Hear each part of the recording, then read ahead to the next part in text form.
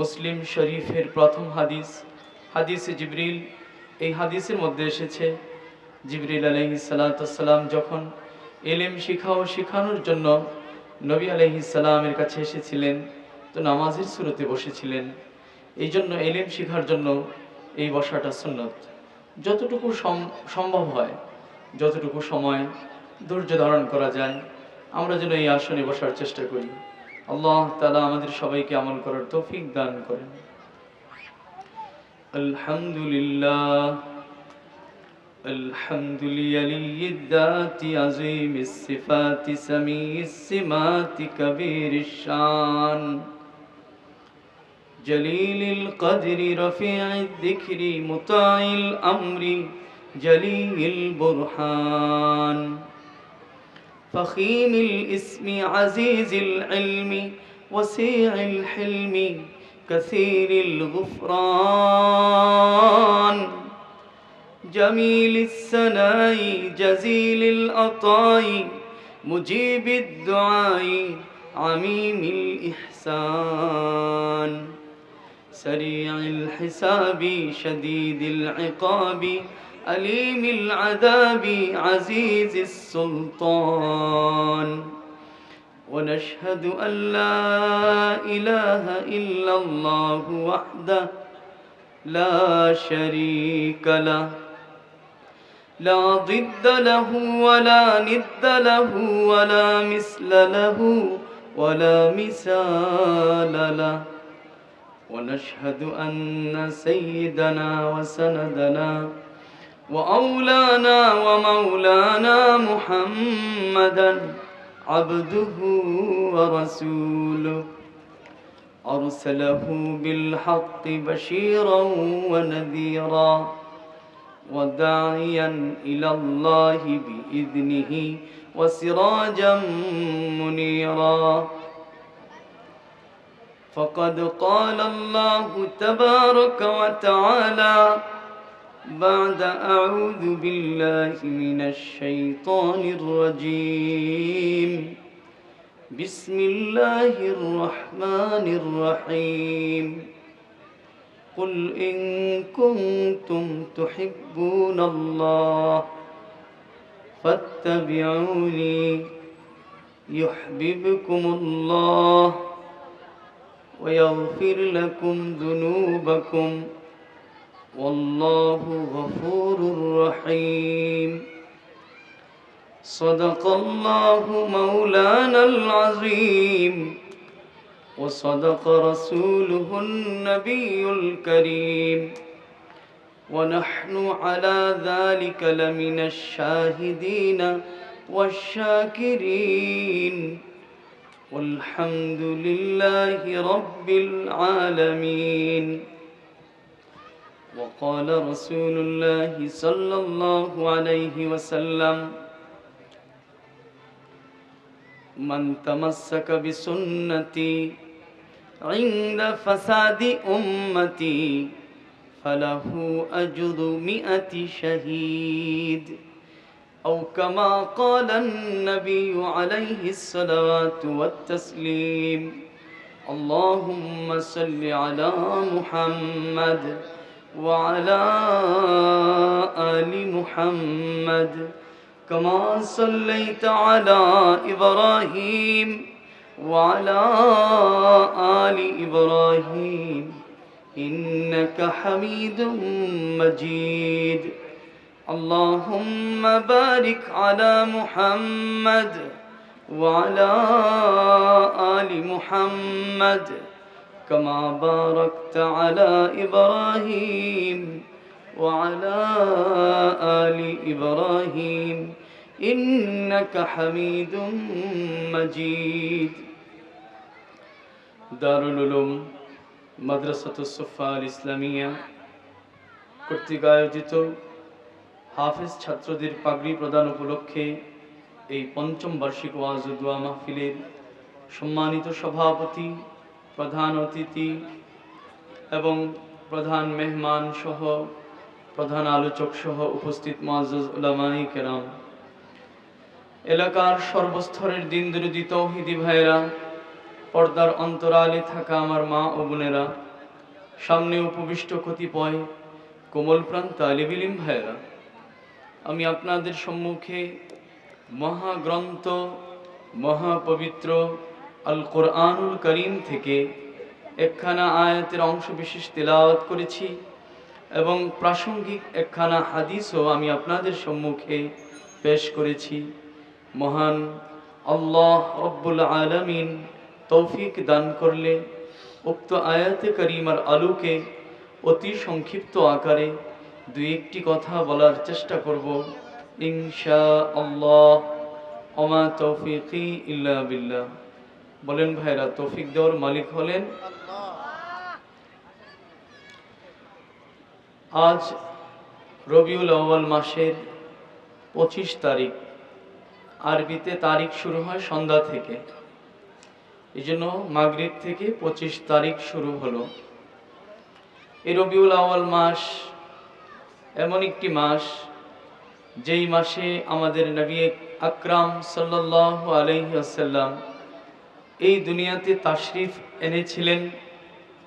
আবার আল্লাহ তাআলার ফয়সালায় এই একই মাসে নবী করিম সাল্লাল্লাহু আলাইহি ওয়াসাল্লাম উম্মতের কাছ থেকে বিদায় নিয়ে রব্বুল আলামিনের কাছে পৌঁছে গেছেন। অর্থাৎ ওনার জন্ম যেই মাসে, ওনার ইন্তেকালও সেই মাসে। তো জন্ম হিসেবে এই মাসটা যেমন আনন্দ ও খুশির মাস, ইন্তেকাল হিসেবে এই মাসটা ছিল আবার সাহাবাই কেরামের জীবনের সবচাইতে দুঃখ এবং কষ্টের দিন। তবে নবী করিম সাল্লাল্লাহু আলাইহি ওয়াসাল্লাম যেদিন দুনিয়াতে তাশরিফ নিয়ে আসলেন, এই দিনটা যদিও উম্মতের সমস্ত আফরাদের জন্য আনন্দের দিন ছিল, খুশির দিন ছিল, সমস্ত মাখলুকাতের জন্য খুশির দিন ছিল, কিন্তু যেনাদের ঘরে তাশরিফ এনেছিলেন ওনাদের সেই দিন এই খুশির মাঝেও একটু দুঃখ ছিল। দুঃখটা ছিল এই যে নবী করিম সাল্লাল্লাহু আলাইহি ওয়াসাল্লামের জন্মের 6 মাস আগে পিতা আব্দুল্লাহ দুনিয়া ছেড়ে চলে গেলেন। আমাদের নবী আলাইহিস সালাতু সালামকে আল্লাহ তাআলা দুনিয়াতে পাঠালেন এতিম হিসেবে। দুনিয়াতে আসা, দুনিয়াতে আগমন একজন এতিম শিশু। এই জন্য মা আমেনা বড় দুঃখিত ছিলেন। যদিও আমার আগের আলোচক কথা বলেছেন, ওমা আরসালনাকা ইল্লা রাহমাতাল লিল আলামিন। আল্লাহ তাআলা বলেন, হে নবী, আমি আপনাকে সমস্ত জগতের জন্য রহমত স্বরূপ, দয়া স্বরূপ, মায়া স্বরূপ প্রেরণ করেছি। এটা শুধু রহমাতাল লিল মুমিনিন না, রহমাতাল লিল মুসলিমিন না, শুধু মুসলমানের জন্য আপনি রহমত ছিলেন না, শুধু মুমিনের জন্য আপনি রহমত ছিলেন না, আসমান জমিন চন্দ্র সূর্য সমস্ত মাখলুকের জন্যই আপনি রহমত ছিলেন। যেহেতু নবীজি রহমত নিয়ে এসেছেন, এই জন্য সেই দিন নবীর আগমনকে উপলক্ষ করে সমস্ত মাখলুকেই আলাদাভাবে আনন্দ প্রকাশ করেছিল। আমরা এক সফরের মধ্যে গেলাম, তো ওইখানে গিয়ে শুনলাম কোরআনে কারীমের মধ্যে আল্লাহ তাআলা বলেন, মারাজাল বাহরাইনি ইয়ালতাকিয়ান বাইনাহুমা বারযাখুল লা ইয়াবগিয়ান ফাবিআইয়ি আলাই রাব্বিকুমা তুকাযযিবান।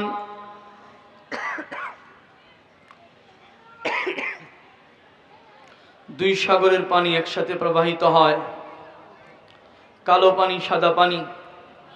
কালো পানি সাদা পানির ভিতরে প্রবেশ করে না, সাদা পানি কালো পানিতে মিশে না, অথচ পাশাপাশি দুইটা পানি প্রবাহিত হয়। এমনকি তাফসিরের কিতাবের মধ্যে এই কথাও লেখা আছে, সাদা পানির মাছ কালো পানির কাছে এসে টার্নিং করে চলে যায়, কালো পানিতে প্রবেশ করে না। কালো পানির মাছ সাদা পানির কাছে এসে ঘুরে কালো পানিতেই চলে যায়, সাদা পানিতে প্রবেশ করে না। দুই সাগরের পানি সাদা আর কালো পাশাপাশি প্রবাহমান, একটা আরেকটার সাথে মিশে না। এক সাগরের মাছ আরেক সাগরে যায় না, কিন্তু একদিন তার ব্যতিক্রম হয়েছিল। যেদিন নবী করিম সাল্লাল্লাহু আলাইহি ওয়াসাল্লাম এই রবিউল আউয়াল মাসে মা আমেনার গর্ভ থেকে এই দুনিয়াতে তশরিফ এনেছিলেন, ঠিক ওই সময়টাতে সাদা পানির মাছ কালো পানিতে, কালো পানির মাছ সাদা পানিতে চলে গিয়েছিল নবী সাল্লাল্লাহু আলাইহি সাল্লামের জন্মের সুসংবাদ দেওয়ার জন্য। কালো পানির মাছ সাদা পানিতে খুশখবরি শোনায়, আজ সরওয়ারে কায়নাত দুজানের সরদার এই দুনিয়াতে তশরিফ এনেছেন।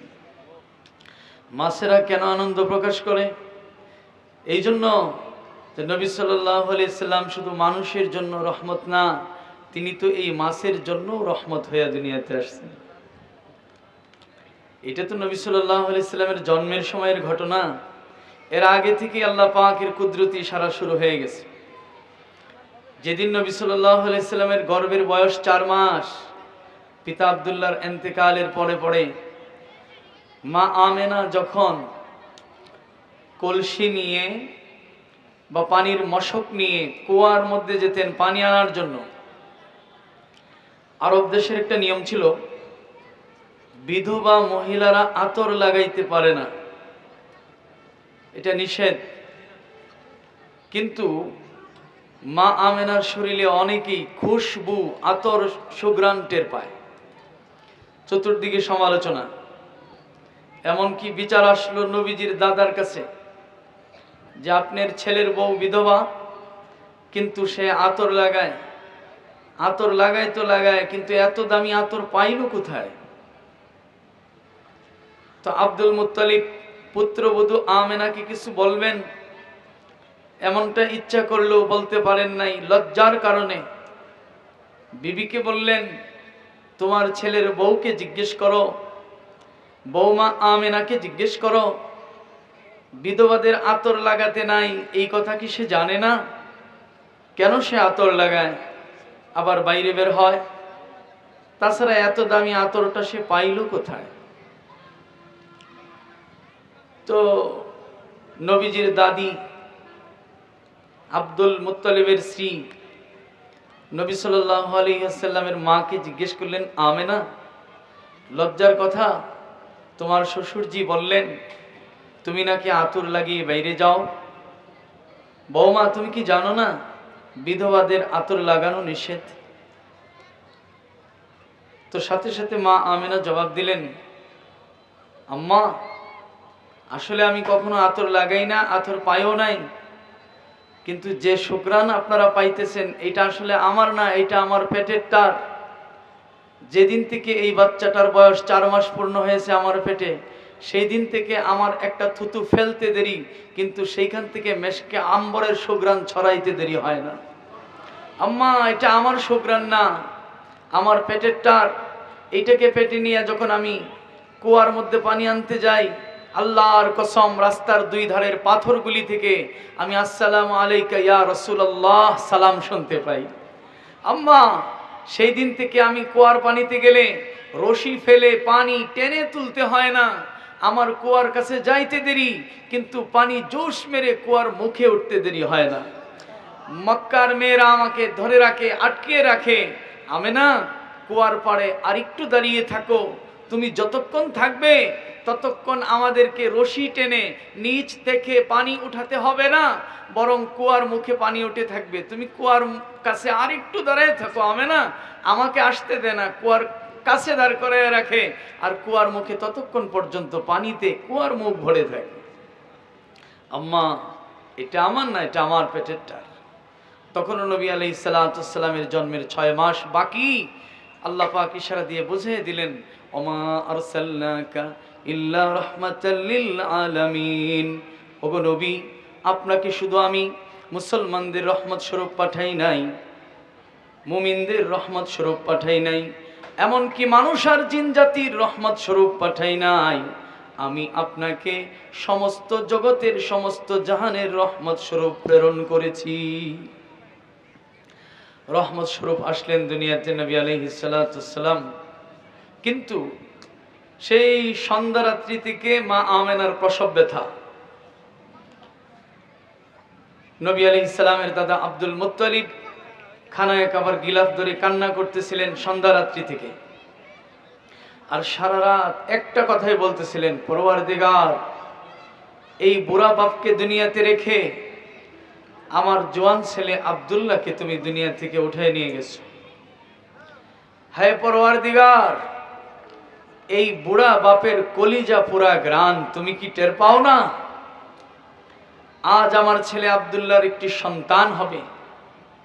ছেলে সন্তান যদি হয় তবে তো আমার ছেলে আব্দুল্লাহর বংশ দুনিয়াতে থাকবে, কিন্তু মেয়ে সন্তান হলে আরব দেশের নিয়ম অনুযায়ী জীবন্ত মাটির নিচে দাফন করে দেওয়া হবে। আপনারা নিশ্চয়ই দেখছেন সুমাইয়া রাদিয়াল্লাহু তাআলা আনহার কবর যেখানে আছে মক্কায়, ঠিক এইখানে এই কবরস্থানের মধ্যে 3 জায়গায় কতগুলি পাথর দেওয়া আছে। এগুলিকে বলা হয় মাকবারাতু ওয়াদিল বানাত। জাহেলিয়াতের জামানায় মেয়ে সন্তান হলে মাটির নিচে জীবন্ত দাফন করে দেওয়া হতো। এই 3টি স্থানগুলি এখনো চিহ্নিত আছে। তো খাজা আব্দুল মুত্তালিব কাবাগরের গিলাফ ধরে বলেন, মৌলা, মেয়ে সন্তান যদি হয় জীবন্ত দাফন করে দেওয়া হয় আরবের রীতি অনুযায়ী, আমার ছেলে আব্দুল্লাহর বংশ আর দুনিয়াতে থাকবে না। তাই তোমার কাছে একটি ছেলে সন্তান ভিক্ষা চাই, আমার মরহুম ছেলের বংশ যেন দুনিয়াতে থেকে যায়। আব্দুল মুত্তালিব আল্লাহর কাছে কেঁদে কেঁদে সারা রাত দোয়া করেন, শুধুমাত্র একটি ছেলে সন্তান হওয়ার আশা নিয়ে। অথচ আল্লাহ পাক আরো সে ঘোষণা দিয়েছেন আগেই, তার দাদা আব্দুল মুত্তালিব জানে না। আল্লাহ পাক বলেন, ওরে আব্দুল মুত্তালিব, শুধু ছেলে সন্তান দিব তাই নয়, এমন একটি ছেলে সন্তান আমি দিব যেই ছেলে সন্তানটা হবে দুজাহানের সরদার। আব্দুল মুত্তালিব কাবার গিলাফ ধরে কান্দে। শেষ রাত্রের দিকে সুবহে সাদেকের পূর্ব সময় মা আমেনাও হঠাৎ করে কান্না শুরু করলেন। ধাত্রী ছিলেন 2 জন মহিলা, উম্মে আইমান এবং শিফা বিনতে আমর। শিফা জিজ্ঞেস করেন, ও আমেনা, হঠাৎ করে এত বেশি কান্নার কারণ কি? প্রসব ব্যথা কি খুব বেশি হয় নাকি?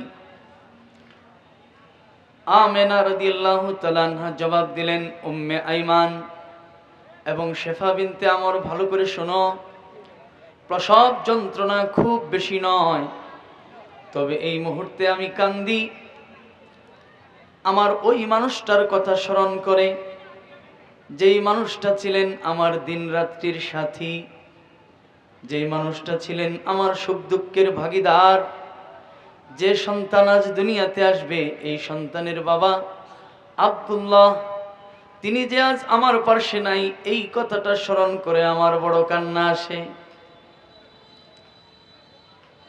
এদিকে মা আমেনার কান্না শুনে শিফা এবং উম্মে আইমান দুজনেই কান্না শুরু করলেন। দাদা আব্দুল মুত্তালিব কান্দেন কাবা ঘরের গিলাফ ধরা অবস্থায়, মা আমেনা কান্দেন শেষ রাত্রে স্বামীর কথা মনে করে। ধাত্রী 2 জন কান্দেন মা আমেনার কান্না দেখে। এত সব কান্নার ভিতরে আল্লাহ পাক গোটা জাহানকে হাসায় দিলেন। দুনিয়াতে 10টা শিশু আসে, নাপাকির দ্বারা শরীর ভিজা থাকে, কিন্তু আমাদের শিশু নবী সম্পূর্ণ শুকনো অবস্থায়, পবিত্র অবস্থায়, খতনা করা অবস্থায়, নাভি কাটা অবস্থায়, কাবা শরীফের দিকে ফিরে সেজদা করা অবস্থায় মা আমেনার গর্ভ থেকে এই দুনিয়াতে তশরিফ নিয়ে আসলেন। সেজদায় পড়ে আছে শিশু। প্রথম শিফা বিনতে আমর কোলে নিলেন। আমেনা, দেখো, এমন একটা সুন্দর শিশু ভূমিষ্ঠ হয়েছে, গোটা আরব দেশে এমন বাচ্চা কেউ কখনো দেখে নাই। মা আমেনা ওই দিকে তাকালেন, খুশিতে সাথে সাথে হেসে উঠলেন, পর মুহূর্তে আবার কান্না শুরু করলেন। শিফা জিজ্ঞেস করেন, আমেনা, এত সুন্দর বাচ্চা হলো, তবে কেন কান্দো? মা আমেনা জবাব দিলেন, বিধবার কান্না কখনো কি থামতে দেখছো তোমরা? হে শিফা, হে উম্মে আইমান, বিধবার চোখের পানি কখনো শুকায় না। এই কথাটি আমার বা আপনার নয়, কিতাবের মধ্যে আছে, এটি মা আমেনার কথা। বিধবার চোখের পানি কখনো শুকায় না। আমরাও দেখি ঈদের দিন, খুশির দিন, সবার আনন্দ, সবাই খুশি। দেখবেন একটি মানুষ সেই দিনও লুকায়া লুকায়া আঁচল দিয়া চোখ মুছে, সেই মহিলাটাই হলো বিধবা। ঈদের দিন বাচ্চা দুটোকে ঈদগাহে পাঠাচ্ছেন, মা দরজা থেকে দাঁড়িয়ে চোখ মোছেন। গত বছর ছেলে দুইটা যাচ্ছিল তাদের বাবার হাত ধরে ধরে, আজ ছেলে দুইটা হাত ধরাধরি করে যাচ্ছে, কিন্তু মাঝখানে তাদের বাবা তো আর নাই। বিধবা চোখ মুছে। ঈদের নামাজ শেষে বাচ্চা দুটো ঘরে আসলো, দস্তরখানে খাবার দিলেন মা। রুটি সেমাই খাচ্ছে আনন্দে দুই ছেলে। একজনের মুখে খাবার তুলে দিচ্ছে আরেক ভাই, আড়ালে থেকে চোখ ফেটে পানি আসে বিধবার। হায় হায়, গত বৎসর মনে আছে আমার, দুই বাচ্চার মাঝখানে বসা ছিলেন তাদের বাবা, রুটি মুখে ছিঁড়ে ছিঁড়ে দিচ্ছিলেন তুলে, সেই মানুষটা তো আজ আর নাই। পশু জবাই হলো কোরবানির, জ্বালানা দিয়া সেই দৃশ্য দেখেন বিধবা, আর চোখের পানি ছেড়ে দেন। গত বছর পশুটা জবাই করে ছুরিটা হাতে আমার স্বামী দাঁড়িয়েছিলেন, আজকে আমি জ্বালানা দিয়ে সেই দৃশ্য দেখছি, কিন্তু আমার স্বামীকে কোথাও দেখা যায় না। বিধবার চোখে পানি সারাদিন, খুশির দিনেও ঈদের দিনেও। এই কথাটাই সংক্ষিপ্তভাবে মা আমেনা বললেন, বিধবার চোখের পানি কখনো শুকায় না। হে উম্মে আইমান, আমার বারবার মনে পড়ল, আমার এই সন্তান যখন কোলে আসছে, আমার বয়স তখন 19। আমার স্বামী আব্দুল্লাহ বলেছিলেন, আমেনা, তোমার এই বাচ্চাটা যখন জন্ম নিবে সবার আগে আমি কোলে উঠায় নিব। বলছিলেন বাবা কোলে উঠায় নেবেন সবার আগে, অথচ সেই বাবার কোলে আমার এই বাচ্চাটা কোনো দিন উঠতে পারবে না। আল বিদায়া ওয়ান নিহায়া কিতাবের মধ্যে ইবনে কাসির দামেশকি রহমতুল্লাহ আলাইহি লিখছেন, আমরা এই রবিউল আউয়াল মাসে নবী আলাইহিস সালামের জন্মদিনে আনন্দ প্রকাশ করি। সেই দিন গোটা মাখলুকের তো আনন্দই ছিল, কিন্তু যাদের ঘরে জন্ম নিয়েছিলেন নবীজি, দাদা আব্দুল মুত্তালিব কান্দেন কাবা ঘরের গিলাফ ধরে ধরে সেই দিন। মা আমেনা কান্দেন স্বামীর কথা স্মরণ করে। আর তাশরিফ নিয়ে আসলেন যখন দুনিয়াতে, পূর্ব মুহূর্তে ধাত্রী মহিলারাও কান্দেন। এই সকলের কান্নার মাঝখান দিয়ে রাহমাতুল্লিল আলামিনকে আল্লাহ তাআলা দুনিয়াতে পাঠিয়ে দিয়েছেন। কেমন পাঠাইলেন? রহমত স্বরূপ। লম্বা করে বলার সুযোগ নেই, তাহলে মূল কথাই ছুটে যাবে ইতিহাসের ফাঁকে। এটা রবিউল আউয়াল মাস। এই মাসেরই 12, 8, 2 বিভিন্ন অভিমত। নবী আলাইহিস সালামের আগমনের দিন, কারণ তিনি সেদিন এতিম শিশু হিসেবে এসেছিলেন। কেউ তো জানতো না এই এতিম শিশুটি হলেন বাদাজ খুদা বুজুর্গ থই কিসসা মুখতাসর, আল্লাহর পরে এই নবীর শান। সেদিন কেউ জানতো না। আমাদের নবী আলাইহিস সালামের বয়স যখন মাত্র 7 দিন, বলেন না ভাইরা, কয়দিন? 7 দিন। মা আমেনা আমাদের শিশু নবীকে কোলে নিয়ে কাবা ঘরের সামনে গেলেন, আর আকাশের দিকে তাকিয়ে বলতে লাগলেন, পরওয়ারদিগার, এমন সুন্দর বাচ্চা দিলে তুমি, বাচ্চাটির তার বাবা দিলে না। দুনিয়ার সব শিশুর অধিকার আছে বাবার কোলে ওঠার, আমার এই শিশুটা কোনো দিন বাবার কোলে উঠতে পারবে না। অথচ আল্লাহ পাক ফায়সালা করে রেখেছেন, হে আমেনা শোনো, তোমার শিশু বাবার কোলে উঠতে পারবে না।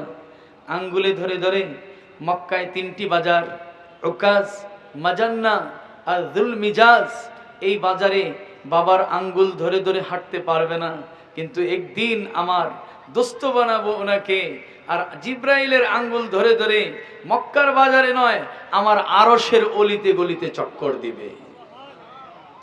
মা আমেনা উপরের দিকে তাকায়া চোখের পানি ছেড়ে দোয়া করতেছেন, পরওয়ারদিগার, আমার এই বাচ্চাটাকে তুমি এতিম হিসেবে দুনিয়াতে পাঠাইছো, আমার এতিম এই বাচ্চাকে কাবা ঘরের ছায়ায় দিলাম, তুমি হেফাজতের মালিক, তুমি তারে হেফাজত করিও।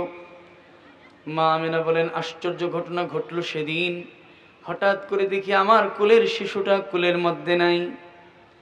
একটা কুয়াশা এসে সব কিছুকে ঘিরে ফেলেছে। উপরের থেকে আওয়াজ, হাদা তিফলু ইসমুহু মুহাম্মদ, এই শিশুর নাম রাখা হলো মুহাম্মদ। আকাশের দিকে তাকাইলাম, কাউকে দেখা যায় না। আকাশের দিক থেকে আবার আওয়াজ আসে, তুফু বিহি মাশারিকাল আরদি ওয়া মাগারিবাহা, এই মুহূর্তে এই শিশুটিকে ঘুরিয়ে আনা হোক দুনিয়ার পূর্ব থেকে পশ্চিম, উত্তর থেকে দক্ষিণ, সারা দুনিয়ার সমস্ত মানুষকে যেই পরিমাণ এলেম দেওয়া হবে, এই একটি শিশু মুহাম্মদকে তার চাইতে বেশি এলেম দিয়ে দেওয়া হোক। এই কথা শোনার পরে মা আমেনা বলেন, ভয় পাইলাম, কিন্তু আমি আবার দেখি বাচ্চাটা আমার কুলে এসেছে, ঘুমিয়ে আছে। বাচ্চাটাকে বুকে জড়ায়া ধরে চলে গেলাম ওয়ারাকা ইবনে নওফালের কাছে, তৌরাত কিতাবের বড় আলেম। গিয়ে বললাম, আমার এই বাচ্চাটাকে কুলে নিয়ে কাবা ঘরের সামনে দাঁড়িয়েছিলাম, তারপরে এমন এমন আওয়াজ শুনতে পেয়েছি। ওরাকা বললেন, আমেনা, যেদিন তোমার স্বামী মরেছিল মনে করেছিলাম সেই দিন তোমার কপাল পোড়া, আজ দেখি তোমার কপাল বিশ্বজোড়া। তোমার এই বাচ্চাটাকে আল্লাহ তাআলা আখিরি পয়গম্বর হিসাবে কবুল করবেন। নবীজির বয়স কয়দিন? 7 দিন। রহমাতুল্লিল আলামিনের রহমত, 40 বৎসর 6 মাস 10 দিন বয়সে রোজ সোমবার তিনি নবুয়ত প্রাপ্ত হলেন। কিন্তু রহমত কিন্তু জন্মের আগে থেকেই ছড়াইয়া দিছে। এই জন্য নবী আলাইহিস সালাতু ওয়াস সালামের জীবনের 2টি অংশ, একটি অংশকে বলা হয় মিলাদুন নবী, একটি অংশকে বলা হয় সিরাতুন নবী। জন্ম থেকে নিয়ে 40 বৎসর 6 মাস 10 দিন পর্যন্ত নবী আলাইহিস সালামের জন্মের আলোচনা করা, এটার নাম মিলাদুন নবী। আর 40 বৎসর 6 মাস 10 দিন থেকে নিয়ে 63তম বৎসরে তিনি দুনিয়া ছেড়ে বিদায় নিলেন উম্মতকে এতিম করে। এই সময়টুকুর আলোচনা, 23 বৎসরের আলোচনা হলো সিরাতুন নবী। সিরাতুন নবী হচ্ছে আপনার আমার জন্য অনুসরণীয় আদর্শ। আর মিলাদুন নবী বা নবীর জন্ম বৃত্তান্ত আলোচনা করা, এইটা হলো আপনার আমার জন্য বরকতের কারণ। নবী আলাইহিস সালাতু ওয়াস সালাম সোমবারে রোজা রাখতেন। জিজ্ঞাসা করা হলো, সুইলা রাসূলুল্লাহ সাল্লাল্লাহু আলাইহি ওয়াসাল্লামা আন সাওমি ইয়াউমিল ইসনাইন, নবী করিম সাল্লাল্লাহু আলাইহি সাল্লামকে বলা হলো, আপনি প্রত্যেক সোমবারে রোজা রাখেন কেন? নবী সাল্লাল্লাহু আলাইহি সাল্লাম বলেন, ফিহি উলিদতু, তার কাছে শুকরিয়া আদায় করি। তাহলে নবীজির জন্মের শুকরিয়া, নবীজির জন্মের আনন্দ প্রকাশ করেছেন নবীজি খাইয়া না না খাইয়া? বলেন না ভাইয়েরা, রোজা রেখে। তো আমরাও প্রত্যেক সোমবার রোজা রাখলে সেই সোমবারের রোজাটা সাপ্তাহিক সুন্নতি রোজা, এবং বৃহস্পতিবারটাও আমরা একটু হিম্মত করতে পারি না ইনশাআল্লাহ? দেখি তো কার কার নিয়ত আছে বৃহস্পতিবার সোমবারের রোজা, নবীজিকে ভালোবেসে নবীর অনুসরণে সোমবার বৃহস্পতিবারের রোজা আমরা সবাই রাখবো ইনশাআল্লাহ। এখন আমরা অনেকেই নবীজির ভালোবাসা প্রকাশ করি না খেয়ে নয়, বরং জিলাপি, বিরিয়ানি এগুলি খেয়ে। আসলে নবীজিকে ভালোবাসার অর্থ হলো নবীজির জীবনী জানবো, আর সেখান থেকে আমরা বরকত নিব, সিরাতের আলোচনা শুনবো, আর তার অনুসরণ করব। এই রবিউল আউয়াল মাসের আজ 25 তারিখে এইটা হলো সবচাইতে বড় মেসেজ, সবচাইতে বড় স্লোগান, যে আমরা নবীজির সুন্নতের অনুসারী, অর্থাৎ আমরা নবীজির আশিক হয়ে ঘরে ফিরব এই মজলিস থেকে। রাজি আছি তো ইনশাআল্লাহ? তো জন্মের 7 দিন পরে এই বরকত শুরু হয়ে গেল। 7 দিনের মাথায় বরকত। নবী আলাইহিস সালাতু ওয়াস সালাম বদরের যুদ্ধ করলেন 2য় হিজরি সনে, আর সেইখানে নবীজির চাচা আব্বাস রাদিয়াল্লাহু তাআলা আনহু ধরা পড়লেন মুসলমানদের হাতে। নবীর আপন চাচা তখনও মুসলমান হননি। তো যখন ধরা পড়লেন, আব্বাস রাদিয়াল্লাহু তাআলা আনহু বলেন, ভাতিজা মুহাম্মদ, তুমি যে বড় কিছু হইবা এইটা আমি ছোট্টবেলায় বুঝতে পারছিলাম। তো নবীজি বলেন, চাচা কিভাবে বুঝতে পেরেছিলেন? তো চাচা আব্বাস রাদিয়াল্লাহু তাআলা আনহু জবাব দিলেন, ভাতিজা মুহাম্মদ, তোমার বয়স যখন ছিল 5 মাস, সবাই একটু আওয়াজ করে বলবেন তো কয় মাস? হে ভাতিজা মুহাম্মদ, বয়স ছিল 5 মাস। আমি যেহেতু তোমার চাইতে বড়, সুতরাং আমি তখন তোমাকে কোলে নিয়েছিলাম। পূর্ণিমার রাত্রি ছিল, আমি তোমাকে কোলে নিলাম। হঠাৎ করে দেখি তুমি আকাশের চাঁদের দিকে আঙ্গুল দিয়ে ইশারা দিলে, সাথে সাথে ইশারার সাথে সাথে আকাশের চাঁদ ওই প্রান্ত থেকে তোমার আঙ্গুলের ইশারায় ওই প্রান্তে চলে যায়। আমি দেখলাম তুমি আমার কোলে হেসে উঠলে, আবার আঙ্গুল দিয়ে ইশারা দিতেই চাঁদ আপন স্থানে চলে আসলো। ব্যাপারটা কি? তখনই বুঝতে পেরেছিলাম তুমি বড় কিছু হবে। নবী আলাইহিস সালাম বলেন, চাচা, আসল কথা হলো ইউহাকিনি ওয়া ইউগানিনি ওয়া ইয়ামনাউনি মিনাল বুকা। চাচা গো, আমার মা আমেনা ছিলেন এক বিধবা। বিধবার সংসারে কেউ ছিল না, কামাই রোজগারও তার, ঘরের কাজকর্মও তার। তো আমি যদি কান্নাকাটি করি, সব কিছু ফেলে বিধবার একমাত্র সন্তান আমার কাছে ছুটে আসবে, মায়ের কাজে ডিস্টার্ব হবে। এই জন্য ইউহাকিনি ওয়া ইউগানিনি ওয়া ইয়ামনাউনি মিনাল বুকা, ওই আকাশের চাঁদ আকাশে, আমি মুহাম্মদ জমিনে, চাঁদ আমার সাথে সব সময় খেলাধুলা করত। আমার খেলার সঙ্গী হলো আকাশের চাঁদ। মা আমাকে ঘুম পাড়ানোর জন্য যদি ঘুম পাড়ানি গান গেয়ে গিয়ে আমায় ঘুম পাড়াতে হতো, মায়ের কাজের অনেক সময় নষ্ট হয়ে যেত। ইউগানিনি, তাই তো আকাশের চাঁদ আমাকে আকাশ থেকে গুনগুন করে গান গেয়ে গিয়ে ঘুম পাড়াইতো। ক্ষুধা লাগলে বাচ্চাদের কান্না আসে, আমারও আসতো। কান্না শুনলে মা সংসারের কাজ ছেড়ে দৌড়ে আসবেন, বিধবার কাজের ক্ষতি হবে। তাই তো ইয়ামনাউনি মিনাল বুকা, আকাশের চাঁদেই আমার কান্না থামানোর জন্য বিভিন্ন কৌশল বাহানা করত। তখন চাচা আমার বয়স ছিল মাত্র 5 মাস, কিন্তু চাচা সেই বয়সে এত দামি একটা কুদরত দেখার পরেও মুসলমান কেন হইলেন না? চাচা আব্বাস রাদিয়াল্লাহু তাআলা আনহু বলেন, মুসলমান হইতে কপাল লাগে। আপন চাচা, রক্তের চাচা হইয়াও মুসলমান হইলাম এত পরে, কিন্তু কোথাকার সেই হাবশি কালো গোলাম, তার কত আগেই তোমার কাছে মুসলমান হইয়া সাহাবী হইয়া গেছে। হেদায়েতের জন্য কপাল লাগে। নবীজির বয়স তখন কয় মাস? আল্লাহু আকবার। কথা বললে অনেক লম্বা হয়ে যাবে। রাহমাতুল লিল আলামিন তখন থেকে। নবীজির বয়স যখন 6 মাস। কয় মাস? তায়েফ থেকে, আপনি জানি, ইতিহাস বলার সুযোগ নেই, মা হালিমাতুস সাদিয়া আসছেন নবীজিকে নেওয়ার জন্য। দুধ পান করাবেন, দুধের বাচ্চা নিবেন। আর যখন দুধমা আমাদের শিশু নবীকে বুকের সাথে জড়িয়ে ধরলেন, দাদা আব্দুল মুত্তালিবের কাছ থেকে বুঝে নিলেন, একটি গাধায় সওয়ার হয়ে মা হালিমা এসেছিলেন মক্কায়।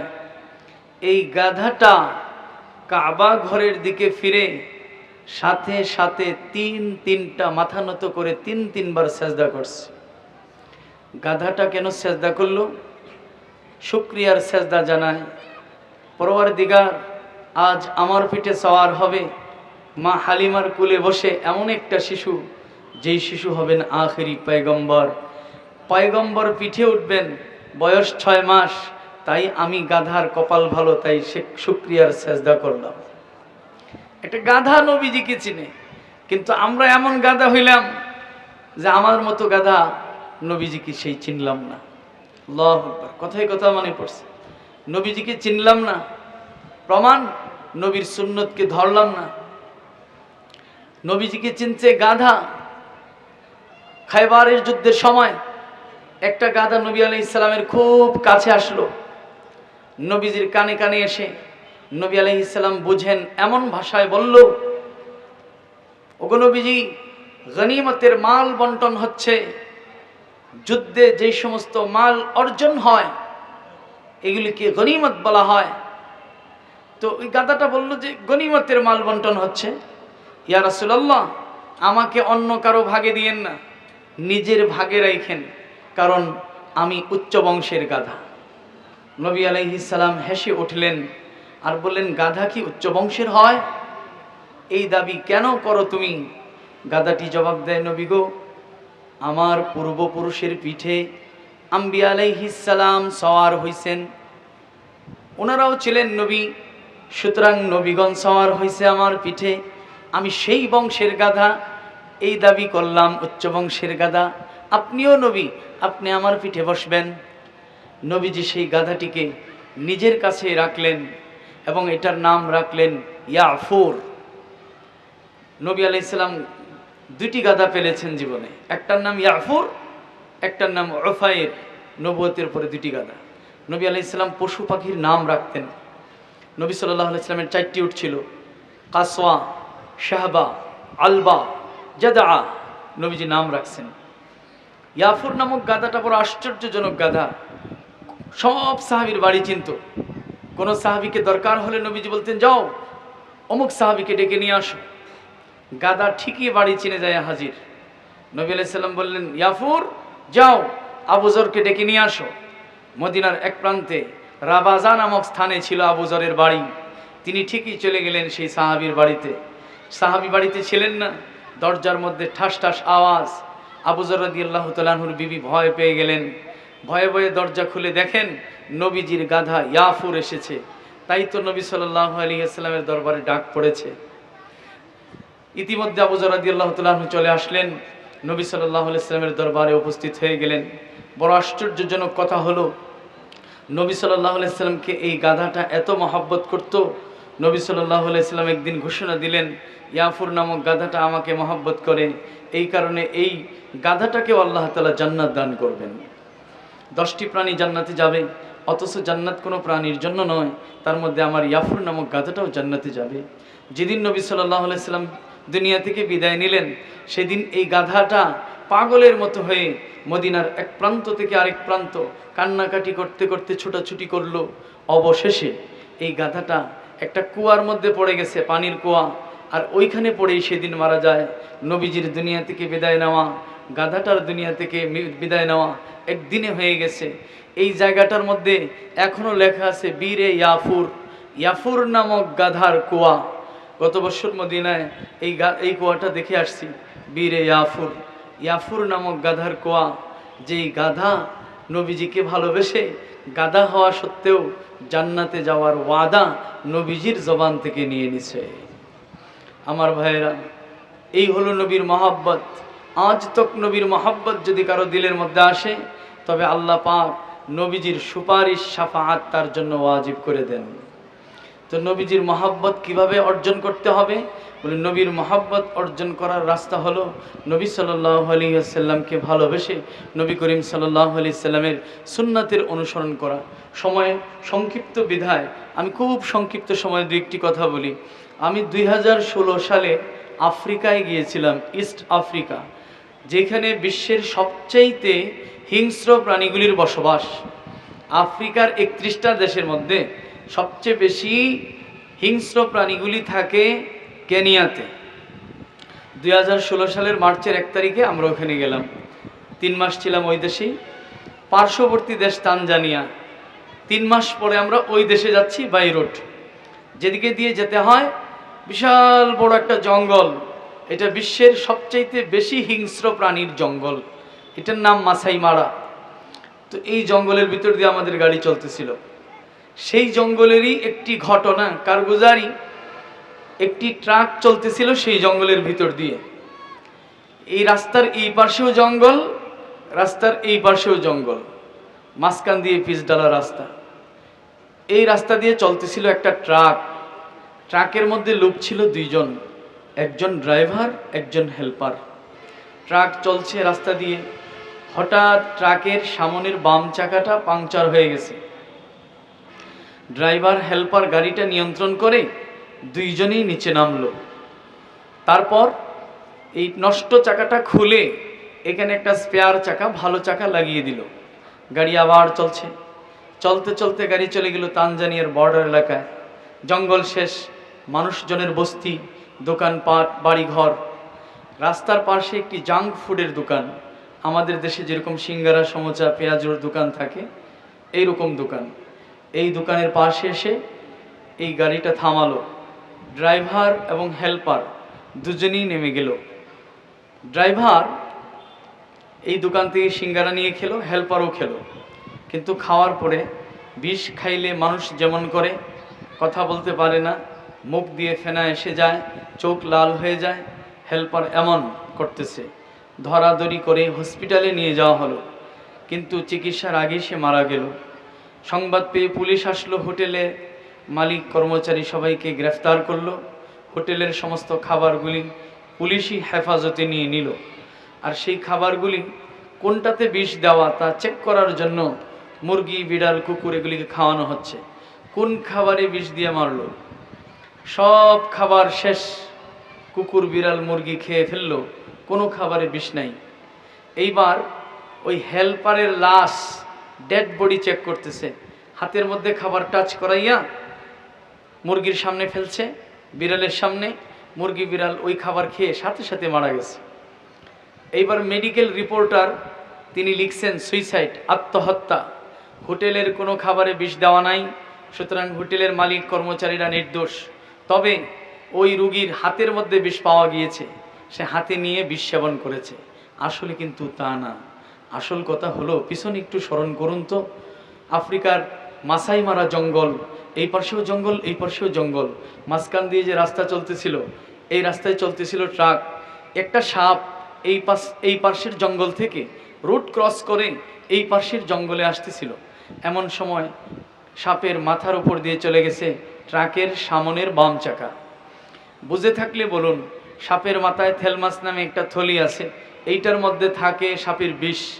এইবার মাথার উপর দিয়ে চাকা যখন গেল, বুঝে থাকলে বলুন তো ভাইয়েরা, চাকার বিষ কোথায় লাগছে?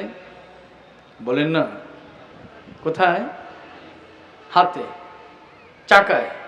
সাপের মাথার বিষ চাকায়। চাকা যখন পাংচার হলো, ড্রাইভার হেল্পার খুললো চাকা, এবার কোথায় লাগছে? হাতে। হোটেলে গিয়ে যখন গাড়ি থামলো, ড্রাইভার চিন্তা করলো হাতে কালি টালি আছে, ভালো করে হাত ধুয়ে নেই। আর হেল্পার চিন্তা করলো 3 আঙ্গুলে সিঙ্গারা খাবো, হাত এখন ধুইব না, কাছেই আমাদের বাড়ি, সেখানে গিয়ে একেবারে ফ্রেশ হব গোসল করে। এখন আপনাদের কাছে প্রশ্ন করব যে খাবার পূর্বে উভয় হাত ধৌত করা ফরজ না সুন্নত? বলেন বলেন। ড্রাইভার সুন্নত মানলো, সাপের বিষ থেকে বাঁচলো। হেল্পার সুন্নত ছাড়লো, সাপের বিষে মরলো। এই ক্ষতি থেকে সুন্নতের মধ্যে হেফাজত রেখেছেন কে? কিয়ামত পর্যন্ত মানুষ এই সুন্নতের যখন অনুসরণ করবে, আল্লাহর কুদরতি হেফাজতের কুদরতি বেষ্টনীর মধ্যে সে প্রবেশ করবে। দুনিয়ার কোনো মাখলুক কখনো কোনো সময় তার কোনো ক্ষতি করতে পারে না। মাত্র 2 মিনিট পরে হয়তো আজান হবে। 2 মিনিটে আমি একটা ঘটনা শুনে ফেলি। আমার এক বন্ধু আমেরিকা গেলেন, ঢাকা সাভারের আরেক বাঙালি মুসলমান, তিনিও আমেরিকা গেলেন। আচ্ছা বলেন ভাইরা, আমেরিকা দেশটায় মুসলমান বেশি না খ্রিস্টান কাফের বেশি? বলেন বলেন। ওইখানে একটা শহর আছে, এই শহরের নাম ফ্লোরিডা। এই শহরে মুসলমানের সংখ্যা অন্য শহরের তুলনায় একটু বেশি। যাই হোক, আমার যে বন্ধু, মাথা থেকে পা পর্যন্ত তিনি দেখতে মুসলমান। শেষ করে দিব আজানের পরে। আজানের পরে 1 মিনিট সময়, কথাটা শেষ করার জন্য। সবাই উজু করতে পারবেন, 1 মিনিট সময় আজানের পরে।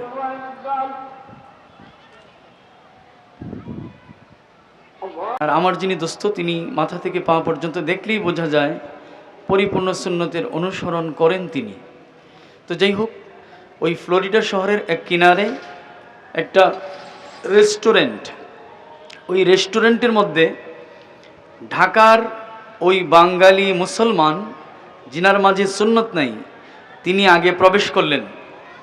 রেস্টুরেন্টে মাত্র একজন লোক বসা, তিনি খাবার খাচ্ছিলেন, বিরিয়ানি জাতীয় খাবার। ওনার কাছেও পছন্দ হলো। তিনি বললেন যে ভাই, আমাকেও এই খাবারটি দেওয়া হোক। তিনি খাবার অর্ডার দিলেন, খাবার চলে আসলো, খাইতেছেন। ইতিমধ্যে আমার বন্ধু তিনিও প্রবেশ করলেন। ওই দুইজনের খাবার পছন্দ হলো ওনারও। তিনি বললেন যে ভাই, আমাকেও এই খাবারটা দেন। হোটেলওয়ালা বলল, না না, এই খাবার আপনাকে দেওয়া যাবে না। কেন দেওয়া যাবে না? খাবার কি শেষ হয়ে গিয়েছে? হোটেলওয়ালা বলল, না ভাই, এটা আপনি খাবেন না, কারণ আপনি তো মুসলমান, এটা শুয়োরের গোশতের বিরিয়ানি। এই কথা শোনার সাথে সাথে ওই ঢাকার বাঙালি মুসলমান, জিনার ভিতরে সুন্নত নাই, মুসলমান তো, ভিতরে আগুন জ্বলে উঠছে। তিনি হোটেলওয়ালাকে গিয়ে বললেন, ভাই আমাকে এই শুয়োরের গোশত কেন খেতে দিলেন? আরে ভাই, আপনি অর্ডার করলেন তাই তো দিলাম, আপনি চাইলেন, উনিও তো চাইলো, ওনাকে তো দিলেন না। তো খ্রিস্টান দোকানওয়ালা বলে, ওনাকে কি করিয়ে দিব, উনি যে মুসলমান। তো এইবার সেই ঢাকার বাঙালি বলতেছে, আই এম অলসো এ মুসলিম, আমিও তো একজন মুসলমান। আপনি তো বলেননি মুসলমান, আপনি যদি বলতেন আমি মুসলমান, তাহলে আমরা জানি pork is prohibited according to Islamic law, Islamic আইনে শুয়োরের গোশত খাওয়া হারাম, আমি খ্রিস্টান হওয়া সত্ত্বেও জানি, আপনাকে এটা আমি দিতাম না, আপনি যদি একবার বলতেন মুসলমান। তো এইবার বাঙালি মুসলমান বুঝতেছে না, আমার বন্ধুর দিকে দেখায় বলতেছে, উনিও তো বলেননি উনি যে মুসলমান। তো খ্রিস্টানওয়ালা হেসে দিয়ে বলতেছে, খ্রিস্টান দোকানওয়ালা, ওনাকে বলতে হবে না মুসলমান, যদিও ভাই আমি খ্রিস্টান, কিন্তু ওনার মাথা থেকে পা পর্যন্ত দেখেই বুঝতে পেরেছি তিনি যে মুসলমান। আপনাদের কাছে প্রশ্ন করব, শুয়োরের গোশত খাওয়া হালাল না হারাম? সবাই বলেন। হারাম থেকে বাঁচা সুন্নত না ফরজ? হারাম থেকে বাঁচা হইল ফরজ। এই ফরজটা আমার বন্ধু আদায় করতে পারলেন সুন্নত থাকার কারণে, আর বাংলাদেশের ওই মুসলমান শুয়োর খাইলেন, হারাম খাইলেন, হারাম থেকে বাঁচার ফরজ ছুটে গেল সুন্নত ছাড়ার কারণে। কথা ঠিক না বেঠিক? সুতরাং আমরা যখন সুন্নতের উপরে থাকব, ক্ষতি থেকে আল্লাহ যেমন হেফাজত করবেন, যেমন বিষ থেকে আফ্রিকায় বেঁচে গেলেন ড্রাইভার, এমনিভাবে হারাম থেকেও হেফাজত করবেন। যেমন বাংলাদেশের সুন্নতলা মুসলমান শুয়োর খাওয়া থেকে বেঁচে গেলেন, এই জন্য হেফাজত সুন্নতের মধ্যে আল্লাহ রাখছেন। এই সুন্নতের অনুসরণ করে যারা রবিউল আউয়াল মাসে নবীকে মহাব্বতের স্লোগান দেয় তারা। সুতরাং আমরা কি দুইটা হাত উঠায়া এই কথা বলতে পারি, নবী গো, মদিনায় আছেন রসুল, একবার দেখা দেন, আর ভালোবাসা আমাদের পক্ষ থেকে সুন্নতের মাধ্যমে প্রকাশ করব। রাজি আছে সকলেই? কে কে রাজি আছেন? আয় আল্লাহ, আমাদের হাতগুলিকে কবুল করে নেন, দারুল উলুম মাদ্রাসাতুস সুফা আল ইসলামিয়া মাদ্রাসাকে কবুল করে নেন, এই মাহফিলকে আল্লাহ তাআলা আজকে আমাদের নাজাতের ওসিলা বানিয়ে দেন। ওয়া আখিরু দাওয়ানা আনিল হামদুলিল্লাহি রাব্বিল আলামিন। আমরা সকলেই নামাজের প্রস্তুতি গ্রহণ করি।